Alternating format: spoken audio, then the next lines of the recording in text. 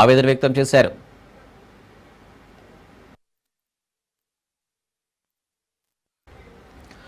Road పరిస్థితి ఇంత దారుణంగా ఉన్నా కనీసం అధికారులు స్పందించడం లేదని మండిపడ్డారు. వర్షాకాలం ప్రారంభంలోనే ఇలాంటి పరిస్థితి ఉంటే రాబోయే రోజుల్లో నిత్యావసర సరుకులు తెచ్చుకోవడానికి, పిల్లలు పాఠశాలకు వెళ్లడానికి కూడా బయటకు రాలని పరిస్థితి ఉంటుందని ప్రజలు వాపోతున్నారు. ఇక ఆ బురదలో నడవలేక పిల్లలు పడిపోయి పుస్తకాలు తడిసిపోయిన సందర్భాలు కూడా ఉన్నాయని వాపోయారు. ఈ వర్షాకాలంలో ఇలాంటి రహదారిపై బురద నీరు నిల్వ ఉండడం వల్ల దోమలతో డెంగ్యూ, చికెన్ గున్యా, మలేరియా జ్వరాలు బారిన పడే అవకాశం ఉందని భయాందోళనకు గురవుతున్నారు.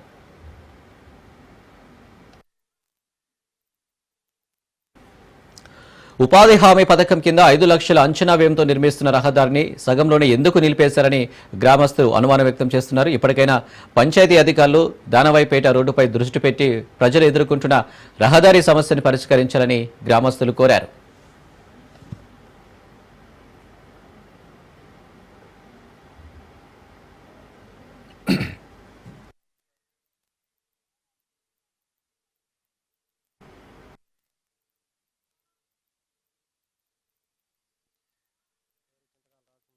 చర్ల మండలం ఆరగొత్తగూడెం గ్రామం, ఆరగొత్తగూడెం పంచాయతీ, దానపేట గ్రామం.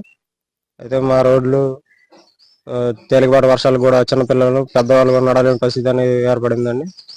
గత ఏడాది పంచాయతీ సెక్రటరీ గారు, సర్పంచ్ గారు వచ్చి మీకు సీసీ రోడ్డు శాంక్షన్ అయిందని చెప్పి శంకుస్థాపన చేసి వెళ్ళారండి. ఇదే వీధికి మరోవైపు నుంచి ఆర్ఎన్బి రోడ్డు ఉందనేసి అటు నుంచి పోసారు రోడ్డు. అయితే అక్కడ శంకుస్థాపన శిలాఫలకం మీద ఉన్న పేర్లు కనితి నరసింహరావు నుంచి చింతకాయల వెంకటేశ్వర్ల ఇంటి దాకా రోడ్డు పడిందని శిలాఫలకం మీద రాశారండి. అయితే సగం దాకా కూడా రోడ్డు అనేది పోయలేదు. సంబంధిత అధికారులు వచ్చి రోడ్డు కొంచెం సీసీ రోడ్డు శాంక్షన్ చేయగలని కోరుకుంటాను.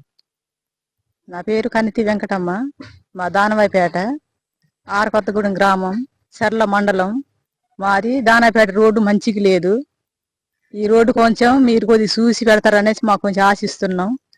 ఐటీడీ దూరంలో కొంచెం మాకు రోడ్డు పోస్తారని, సీసీ రోడ్డు ఏమన్నా అనేసి మేము మాట్లాడుతున్నాం. ఆ రోడ్డు కొద్దిగా చూసి పెడతారనేసి.